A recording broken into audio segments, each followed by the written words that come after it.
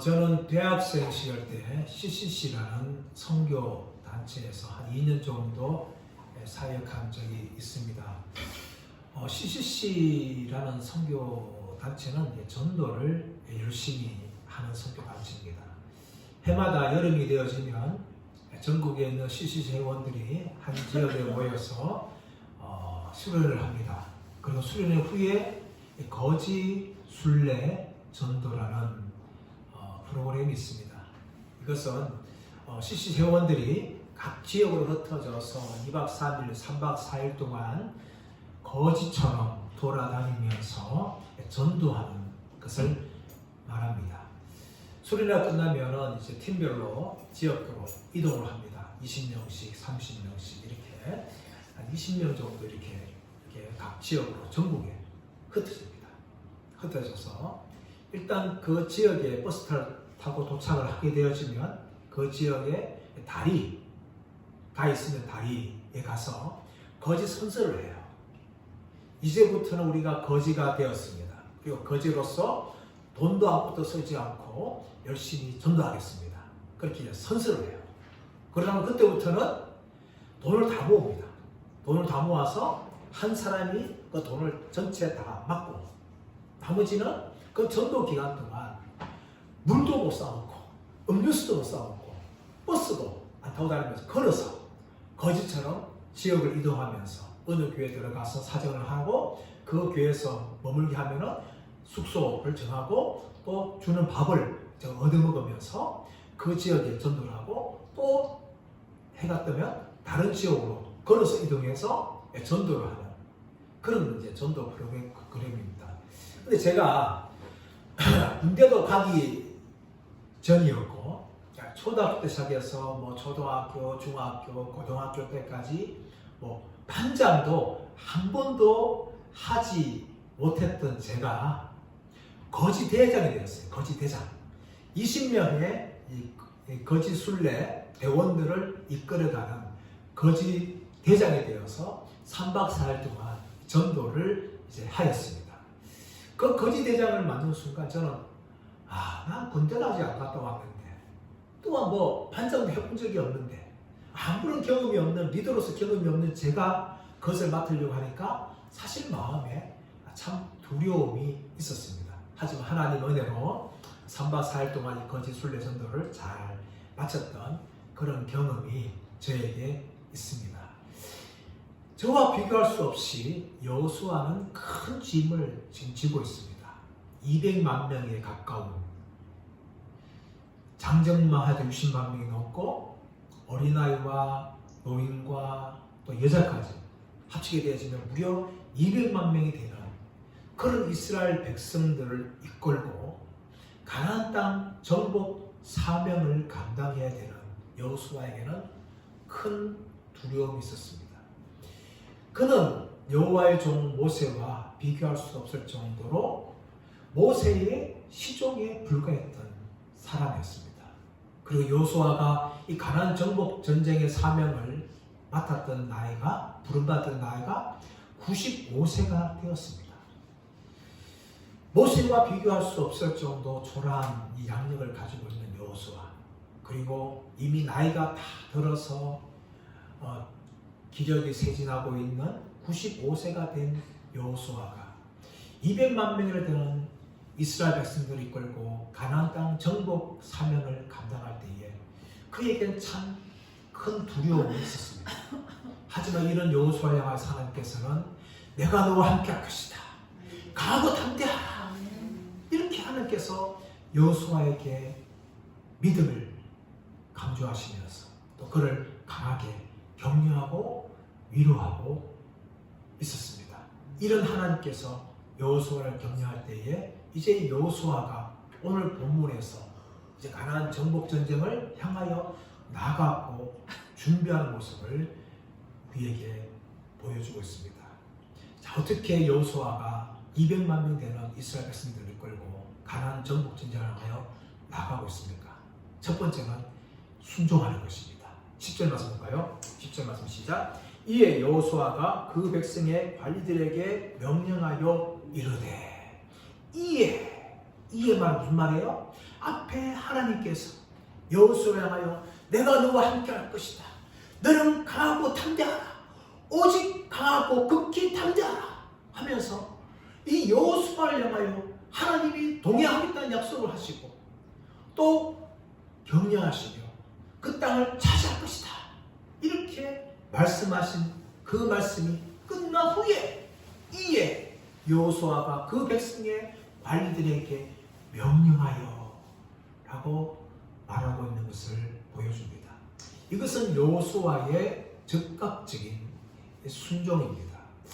여호수아의 인생을 여러 가지로 설명할 수 있지만 여호수아는 무엇보다 순종하는 사람이었어요. 순종하는 사람. 여호수아가 순종하기는 사실상 만만치 않은 상황입니다. 왜냐하면 지금 이스라엘 백성들이 가나안 땅을 들어가기 위해서는 물이 넘치고 있는 요단강을 넘어가야 돼요.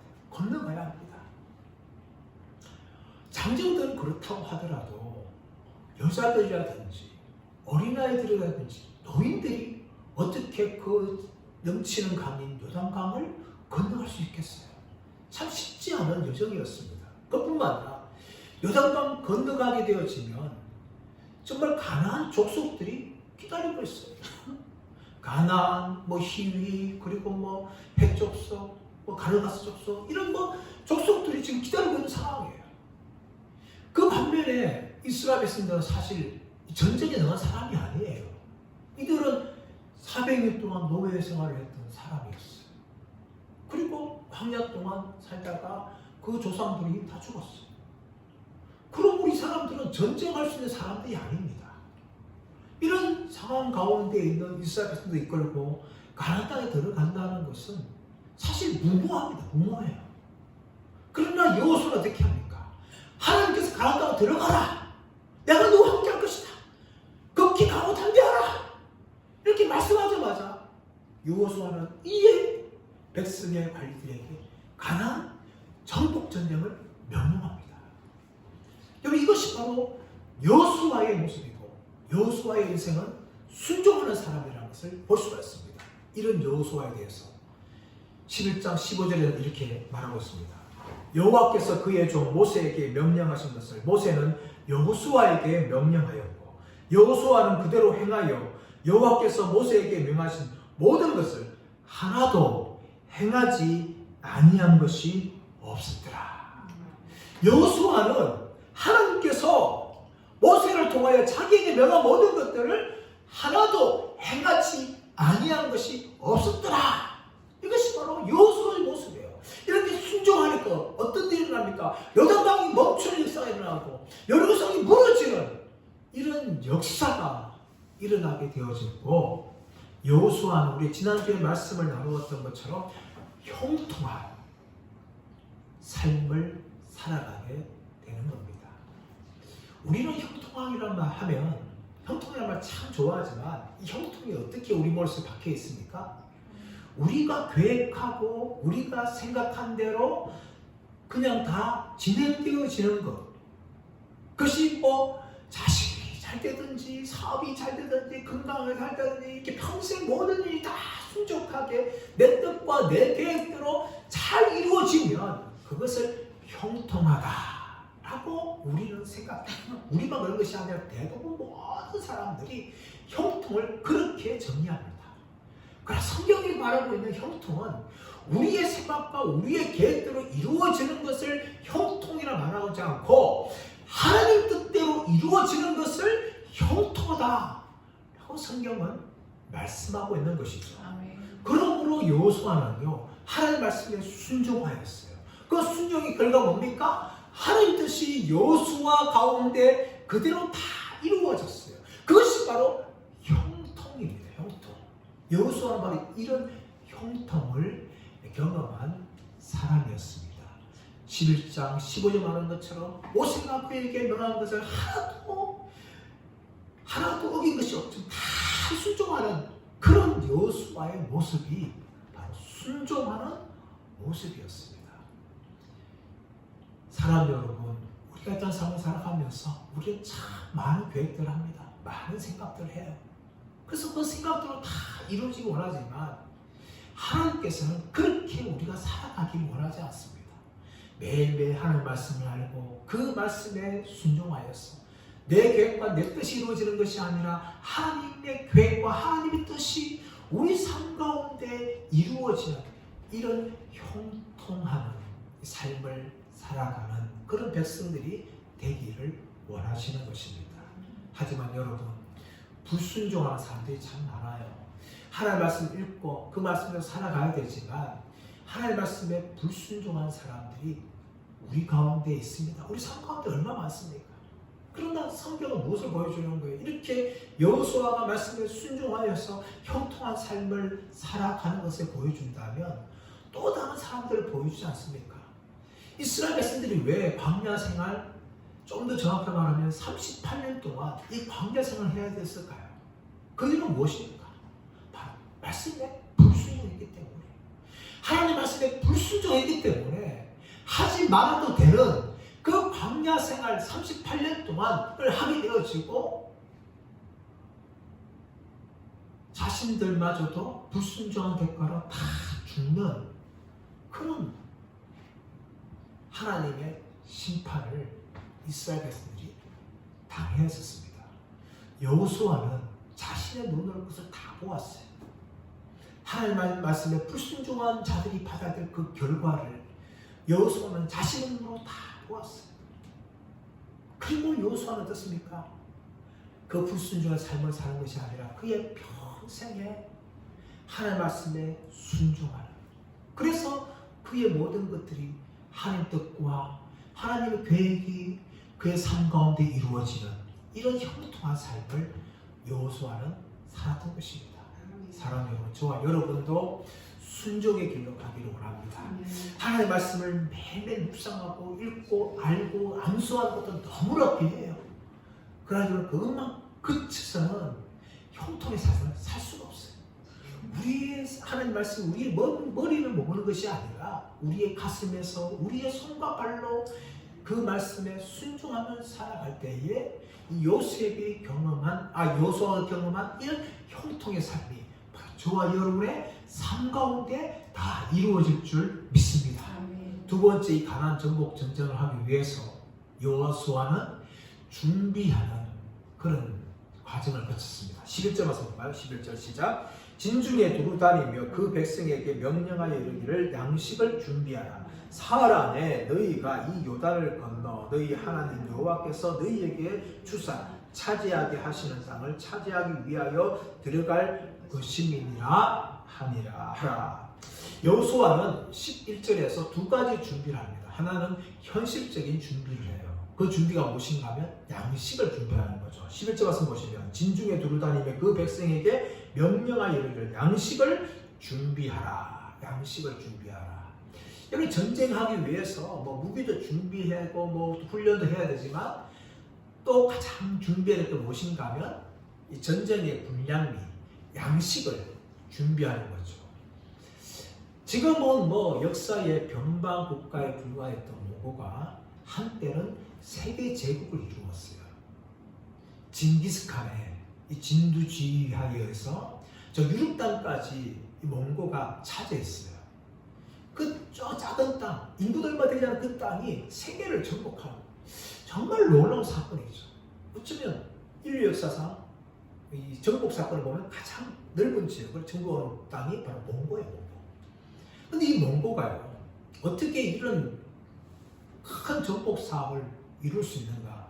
여러 가지 요인도 있습니다. 용맹하고 기술이 좋고 여러 가지 기술이 있는데 그 중에 하나가 무엇인가 하면 식량 준비예요. 식량 준비. 근데 보통 전쟁을 하게 되어지면 본대가 쭉 앞으로 가고 뒤에 식량을 조달한 뒤에 후발대들이 따라가게 되어지는데 몽골은 그런 게 없었어요. 그들은 말만 타고 이동하게 되어지는데 항상 그 말에 양고기를 건조해서 어디 지역을 가든지 간에 식량을 해결할 수 있는 그런 방법을 몽고군이 썼습니다. 그래서 어느 지역에 정복하든지 간에 식량 때문에 어려움 당하지 않았어요. 그래서 가는 곳마다 자신들이 언제든지 먹을 수 있는 건조한 양고기를 먹으면서 그 정복 사업을 이룬 거예요. 그럼 이렇게 전쟁하다 보면 이 식량군이 참 중요한데 여호수아는 이 가나안 정복 전쟁을 앞두고 이제 사흘 후에 우리가 공격할 것인데 너희들은 양식을 준비하라. 이렇게 현실적인 준비를 시킨 거죠. 근데 그뿐만 아니라 영적인 준비를 하는 거예요. 11절 보시면 너희가 이 요단을 건너 너희 하나님 여호와께서 너희에게 주사 차지하게 하시는 땅을 차지하기 위하여 들어갈 것임이니라. 이 가나안 땅이 어떤 땅이라고요? 너희 하나님 여호와께서 너희에게 주사 차지하게 하시는 땅이라는 것이죠. 이미 그 땅은요 하나님께서 주신 땅이라는 거예요. 하나님께 주신 땅. 이미 우리가 1장 3절에서 하나님께서 말씀하지 않습니까? 모세에게 말한 바 너희가 밟는 땅을 내가 너희에게 줄 것이다 말씀하시는데 그 밟는 땅은 뭡니까? 이미 주었던 땅이에요. 주었던 땅. 주었던 땅을 가서 정복하라는 겁니다. 오늘 말씀 마찬가지로 이스라엘 백성들이 들어갈 그 가나안 땅은요 이미 하나님께서 너희에게 주사 차지하기 위하여 땅을 가라 하고 이야기하는 것이죠. 이미 하나님께서 주신 땅이에요. 그래서 그 땅을 향하여 나가라는 것이죠. 영적인 무장을 이스라엘 백성들에게 하고 있는 거예요. 이미 하나님께서 주신 땅이기 때문에 이제 차지해야 된다. 그 믿음을 강조하면서 이 가나안 정복 전쟁을 향하여 나가게 한다는 것이죠. 또 한 가지 준비가 무엇인가 하면은 이스라엘 백성들을 하나로 묶는 그런 작업을 하게 되어집니다. 여러분 전쟁을 할 때에 아군 안에서 내분이나 내란이 일어나면요 그 전쟁은 성공할 수가 없어요. 근데 지금 이스라엘 백성은 어떤 상황 가운데 있는가 하면은 가나안 정복 전쟁을 해야 되는데 지금 르우벤, 갓, 므낫세 반 지파가 요단강을 넘어서 가나안 서쪽으로 가지 않겠다는 겁니다. 이 사건이 언제 일어났는가 하면 민수기 32장, 신명기 3장 말씀에 기록되어져 있는데 이 르우벤, 갓, 므낫세 반 지파는요 가축이 많았어요. 근데 이들이 머물고 있는 이 야셀 땅, 길라 땅은요 참 너무 비옥한 땅이에요. 목축하기에 참 좋은 풀이 많은 땅이에요. 그래서 이들이 어떻게 하는가 하면 우리는 건너가지 않겠다. 우리는 여기서 머물겠다. 우리에게는 가축이 많기 때문에 이 땅이 너무나 좋은 땅이다 하면서 모세에게 건너가지 않겠다는 거예요. 모세가 이 말 듣고 얼마나 분노하겠습니까? 하나님이 약속한 땅은요 요단강 서쪽 땅이에요. 그것이 원래 가나안 땅이에요. 그 땅을 들어가야 되는데 이 르우벤, 갓, 므낫세 반 지파가 요단강 동편 쪽에 머물면서 우리는 여기 있겠다 하는 거야. 결국 분노하였지만 이 르우벤과 갓, 므낫세 반 지파 리더들이 찾아와서 모세하고 이 합의를 봅니다. 우리의 처자들과 우리의 자식들과 우리의 가축들을 이 요단강 동편 지역에 우리가 머물도록 허락해 주면 우리의 군사들이 함께 들어가서 가나안 정복을 완성한 후에 우리가 돌아와서 여기에서 안식을 하겠다. 이렇게 제안합니다. 그러자 모세가 그것을 허락해 주죠. 그래서 여호수아가 너희가 저 가나안 정복 전쟁을 완성한 후에 그들로 하여금 안식을 얻게 하면은 돌아와서 너희도 안식하라. 그렇게 말하면서 그들도 함께 동참할 것을 이야기합니다. 이미 이 사건은요 모세가 그들에게 말한 사건입니다. 신명기 3장 20절 말씀 보시면 여호와께서 너희에게 주신 것 같이 너희 형제에게도 안식을 주시리니 그들도 요단 저쪽에서 너희의 하나님 여호와께서 그들에게 주시는 땅을 받아 기업을 삼게 이르려거든 너희는 각기 내가 준 기업으로 돌아갈 것이니라. 모세도 그렇게 허락한 거예요. 너희가 함께 가나안 정복을 완성한다면은 그 후에 너희가 돌아가서 너희가 머무는 그 땅에서 안식을 하라. 이렇게 모세도 허락했기 때문에 여호수아가 그 말을 하면서 오늘 이야기하는 거죠. 자, 12절 13절 말씀 보시면 여호수아가 또 르우벤 지파와 갓 지파와 므낫세 반 지파에게 말하여 이르되 여호와의 종 모세가 너희에게 명령하여 이르기를 너희의 하나님 여호와께서 너희에게 안식을 주시며 이 땅을 너희에게 주시리라 하였나니 너희는 그 말을 기억하라.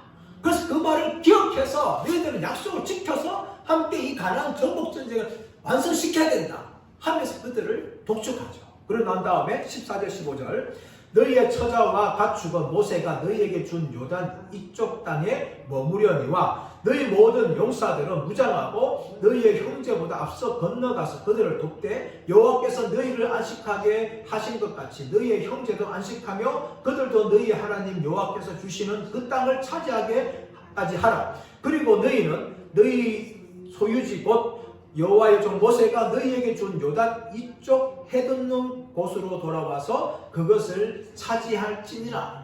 여호수아가 지금 모세에게 한 말 그대로 너희는 약속을 지키며 함께 전쟁을 해야 된다. 이렇게 그들로 하여금 하나 될 것을, 가나안 정복 전쟁을 위해서 하나 될 것을 여호수아가 강조하는 것입니다. 만약에 이 르우벤, 갓, 므낫세 반지파가 전쟁에 함께 참여하지 않고 그들이 아예 열애되었다면 어쩌면 가나안 정복 전쟁은 쉽지 않았을 겁니다. 이들이 함께 참여해서 전쟁했기 때문에 그래도 가나안 정복 전쟁을 이룰 수 있는 것이죠. 만약 이 두 개 반지파가 참여하지 않았다면 여호수아는 너무나 힘들었을 거예요. 그리고 나머지 이 지파들도 이 가나안 정복 전쟁을 하기 완전히 김이 빠져서 나가지 못했을 것입니다. 그러므로 여호수아는 이 르우벤과 갓과 므낫세 반지파에게 모세하고 한 약속을 너희는 기억하고 함께 전쟁에 참여할 것을 그들에게 향하여 강조하여 참여케 했다는 것입니다. 하나로 힘을 뭉친 것이죠. 여러분, 이렇게 큰 일을 감당하기 위해서는 하나가 되어야 됩니다. 우리나라 역사를 보십시오. 참 우리나라 역사의 위기가 참 많은, 지금도 사실 위기 아닙니까? 지금도 체제 전쟁이에요. 우파와 좌파가 나눠서 얼마나 지금도 분열하는 가운데 있습니까? 근데 이런 거 보면 우리나라 시대 보면 참 어려움이 참 많았습니다. 임진왜란 때에 사색 당파가 나누어서 싸우지 않았습니까? 만약에 율곡이의 말을 듣고서 10만의 군사를 키웠다면 임진왜란은 처음부터 승리했을 거예요. 그런데 사색 당파가 나누어서 싸우다 보니까 임진왜란을 준비할 시간이 없는 거죠. 그래서 조선이 큰 위기를 당하지 않았습니까? 그뿐만 아니라 이 대한제국에 들어가기 전에 조선 말기 때에 이 개화파와 청산파가 또 치열하게 나눠서 싸웠어요. 우리나라 근대사에도 이 민주주의 진영과 공산주의 얼마나 싸웠습니까? 지금도 우파와 좌파와 분열되어서 싸우고 있어요. 참 위기. 이런 위기를 당하면 역시 외부에서 큰 공격이 있거나 어려움이 찾아오면요 주저앉을 수밖에 없어요. 그러므로 그리스도인들은요 우리나라가 하나도 더 기도해야 돼요. 좌파적으로 하나 되면 안 되고 정말 자유민주주의를 지키는 그런 국민들로 하나가 될 때에 우리나라가 위기를 극복할 수가 있는 겁니다. 우리나라뿐만 아니라 하나님 나라도 마찬가지, 교회도 마찬가지입니다. 교회가 맨날 싸우고 갈라져서 싸우고 네가 잘하니 내가 잘하니, 또 가정 안에서도 뭐 남편 간에 서로 갈라져서 싸워서 네가 잘하니 내가 잘하니 싸우다 보면요 어떻게 되겠어요? 그런 싸우는 가정을 향하여 흔히 하는 말이 뭔가 하면 콩가루 집안 이렇게 말하죠. 교회도 마찬가지. 교회도 그러다 보면요 마귀의 밥이 되는 거예요. 마귀의 밥. 교회가 하나 되어서 영적으로 깨어서 하나 되어서 무지영적 무장해서 나가야 마귀가 대적에 싸워서 이겼는데 교회 안에 성도들이 서로 갈라져 싸우다 보면 어떻습니까? 마귀가 공격하기 너무나 좋은 거예요. 쉽게 마귀 패배해버리는 것이죠. 마귀는 그걸 너무 잘하고 있어요. 그래서 항상 교회에 문제를 만드는 거예요. 사람들의 감정을 갈라지게 합니다. 그래서 싸우게 만드는 거예요. 영적으로 교회가 힘이 없게 만드는 거죠. 근데 어리석게도 성도가 그걸 몰라요. 이렇게 싸우다 보면 마귀의 밤이 되는 걸 모릅니다, 여러분. 그런데도 치고받고 얼마나 싸우고 있습니까? 한국교회 왜 힘이 없는 거예요? 교회들마다 싸우고 난리예요, 여러분. 그러다 보니까 교회가 힘이 없고 교회는 더 이상 하는 나를 위해서 온전한 일을 감당하지 못하고 급기야는 마귀의 공격 대상에 패배하고 마는 거죠. 사랑 여러분, 먼저 가정 안에서 하나 되길 축복합니다. 또 교회 안에서 하나 되길 원합니다. 특별히 우리 그리스도인들은요 정말 한국교회가 영적으로 하나 되고 더 나아가서 이 나라 민족이 자유민주주의 국가 될 수 있도록 하나 될 수 있도록 기도하시는 분들 되기를 간절히 바랍니다. 여호수아는 그걸 알았어요. 그래서 무엇보다 군사적인 준비, 양식도 준비하고 또 영적인 준비하지만 이스라엘 지파가 전체가 하나 될 수 있도록 그렇게 루벤과 갓 므낫세 반지파에 향하여서 모세와 한 약속을 기억하면서 너희들 함께 전쟁에 참여하라 라고 촉구한 것입니다. 세 번째로, 첫 번째가 뭡니까? 순종하라. 두 번째가 준비하라. 세 번째가 이제는 격려합니다. 격려하라. 자, 우리 16절 와서 볼까요? 16절. 자, 16절 시작. 그들이 여호수아에게 대답하여 이르되 당신이 우리에게 명령하신 것을 우리가 다 행할 것이요 당신이 우리를 보내시는 곳에는 우리가 가리이다. 지금 뭡니까? 여호수아의 말씀처럼 우리가 순종하겠습니다. 그렇게 지금 말하고 있는 거예요. 당신이 우리에게 명령한 것은 우리가 다 행할 것이요 당신이 우리를 보낸 것은 우리가 다 가리이다 하면서 여호수아의 말에 순종하겠다고 그렇게 선언하고 있는 거죠. 자, 17절. 우리는 범사에 모세에게 순종한 것 같이 당신에게 순종하려니와 오직 당신 하나님 여호와께서 모세와 함께 계시던 것 같이 당신과 함께 계시기를 원하나이다. 이제 더 나서 어떻게 합니까? 여호수아를 향하여 축복하죠. 어떻게 축복합니까? 당신 하나님 여호와께서 모세와 함께 계시던 것 같이 당신과 함께 계시기를 원하나이다 하면서 여호수아를 향하여 격려하며 축복합니다. 힘을 북돋고 있는 것이죠. 또 18절. 누구든지 당신의 명령을 거역하며 당신의 말씀을 순종하지 아니하는 자는 죽임을 당하리니 오직 강하고 담대하소서. 여러분, 이 말을 어디서 들었어요? 하나님께서 여호수아를 향하여 격려할 때에 오직 강하고 담대하라 하는 말을 하셨어요. 근데 이 말을 누가 하고 있는 거예요? 지금 르우벤, 갓, 므낫세 반지파의 지도자들이 여호수아를 향하여서 당신 하나님께서 모세와 함께하던 것처럼 당신과 함께하길 원하며 또 어떤 말을 듣는 자들을 가만두지 않겠다 말하면서 당신은 오직 강하고 담대하소서 하면서 여호수아를 향하여 격려하며 축복하고 있습니다. 사랑하는 여러분, 말은 힘이 있어요. 말 힘이 있어요. 믿음의 말, 긍정적인 말 하면 힘이 나죠. 근데 불신앙의 말, 저주의 말 하면 힘이 완전히 사라집니다. 그만큼 말에는 힘이 있는 거예요. 힘이 있는 거예요.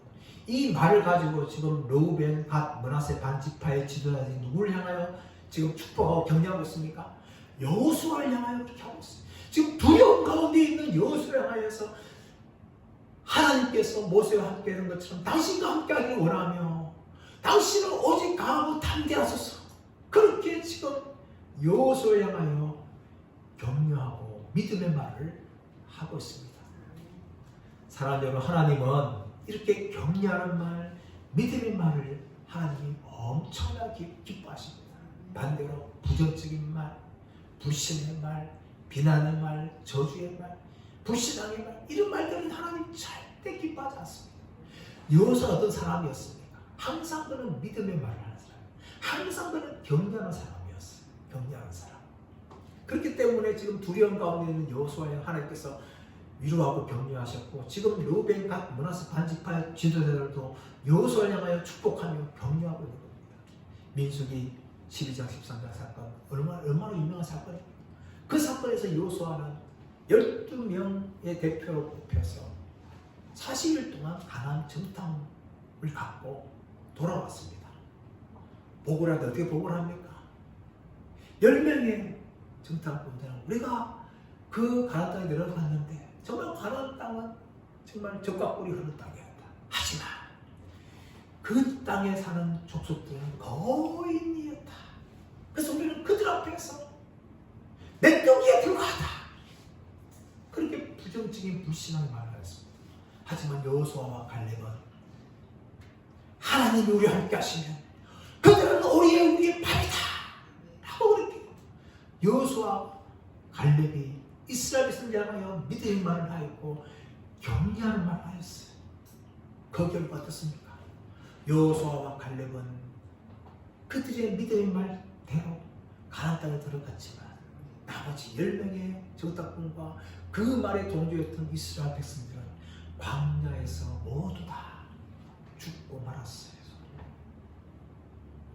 사랑하는 우리가 어려움 당할 때에, 큰 문제를 만날 때에 우리가 해야 할 것은 믿음의 말이며 격려의 말인 줄 믿습니다. 특별히 우리가 살아가고 있는 지금 얼마나 뭔지 몰라요.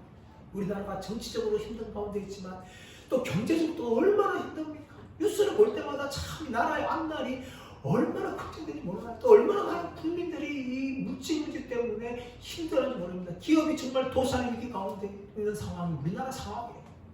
이런 상황일 때 필요한 것은 뭡니까? 비난과 비판과 저주의 말이 아니라 위로하고 격려하며 축복하는 말인 줄 믿습니다. 남편이 아내를 향하여서, 아내가 남편을 향하여서, 부모가 자식을 향하여, 자식이 부모를 향하여서, 목사가 성도를 향하여, 성도가 목사를 향하여서 서로가 격려할 때 그 격려하는 말은 에너지가 되어지고 힘을 주게 될 줄 믿습니다. 그만큼 말이라는 건요, 강력하고 능력 있는 거예요. 그리고 항상 우리 예배는요, 믿음의 말을 해야 되고 격려의 말을 해야 되고 축복의 말을 해야 될 줄 믿습니다. 이런 우리 인간들을 향하여서 교훈을 주는 새가 있습니다. 그 새가 뭔가 하면 기러기죠. 기러기. 여러분, 기러기는요, 철새 아닙니까? 아주 먼 거리를 이동합니다. 겨울이 되면은 저 시베리아에 있는 흑기러기들이 우리나라를 찾아온다는데 무려 4,000km 비행을 해서 그렇게 찾아온답니다. 근데 기러기는 이렇게 멀리 비행하는데, 이 비행을 하는데 두 가지 특징이 있어요. 하나는 날아가는데 V자 모양을 향하여 날아가는 거죠. V자. 항상 기러기들은 V자 모양을 해요. 가장 첫 번째 선두에서 아마 리더예요. 리더. 근데 리더를 향하여서 이렇게 V자 모양으로 하게 되어지는데, 왜 그렇게 하는가 하면은 첫 번째 날아가는 이 기러기를 통하여서 이 상승 기류가 형성된답니다. 그래서 두 번째, 세 번째 갈수록 적게 힘이 들어가요. 날개짓을 하는데, 그래서 첫 번째가 가장 능력이 조직에 이끌어가는 리더가 날아가면 두 번째, 세 번째 이렇게 서열로 맨 저쪽에는 새끼들 그렇게 날개짓하며 날아갑니다. 그래서 첫 번째 날아갈 기러기가 지치면은 두 번째 기러기가 다시 대신해주고, 또 몸을 회복하면 다시 리더가 나서 이끌어가는 거죠. 그렇게 4,000km 날아가는 거죠. 또 한 가지가 뭔가 하면은 기러기 날아갈 때 운다는 거죠. 운다는 거. 울어요. 기러기한테 어떻게 울는지 못 들어봤죠. 울어요. 우는데 그 울음의 의미가 뭔가 하면 응원하고 격려하는, 응원하고 격려하는 거. 앞에 날아가는 길을 향한 뒤에서 기러기들이 끼룩끼룩 하면서 힘내라 힘내라 그렇게 격려하고, 또 날아간 선두에 있는 그 기러기는 뒤에 따라오는 기러기한테 기럭기럭 잘 따라오고 있지? 힘을 내야 돼? 하면서 서로가 서로를 향하여 응원하고 격려하는 거죠. 그러다 보니까 4,000km 그렇게 날아가야 되죠.